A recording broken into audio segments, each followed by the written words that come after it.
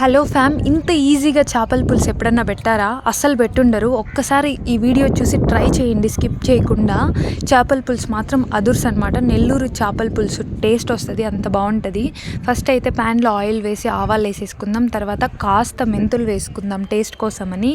ఈలోపు మనమైతే చింతపండుని బాగా సోక్ చేసి పెట్టేద్దాం.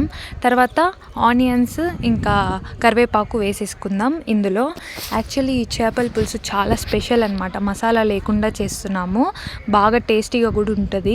తర్వాత కారం వేసేసుకుందాం మనకి రుచికి తగినంత. మేమైతే ఫిషెస్ కొద్దిగా తీసుకున్నాం కాబట్టి క్వాంటిటీ కొద్దిగానే వేసుకుంటున్నాం. తర్వాత అందులో కాస్త సాల్ట్ వేసి రాళ్ళు ఉప్పు వేస్తే బాగా టేస్ట్ వస్తుంది. ఇంకా దాని తర్వాత మనమైతే చింతపండుని పిండేసుకుందాము. సో ఇక్కడైతే టేస్ట్ సరి చేయబడుతుంది అనమాట. ఒక్కసారి టేస్ట్ చూడండి, ఉప్పు కారం సరిపోయిందా లేదా చూస్తే తెలుస్తుంది. తర్వాత మనమైతే క్లీన్గా వాష్ చేసి పెట్టుకున్న ఫిషెస్ని అయితే ఇందులో వేసి కాసేపు ఉడికిస్తే చాలు, చాలా ఫాస్ట్గా ఉడికిపోతుంది ఫిషెస్.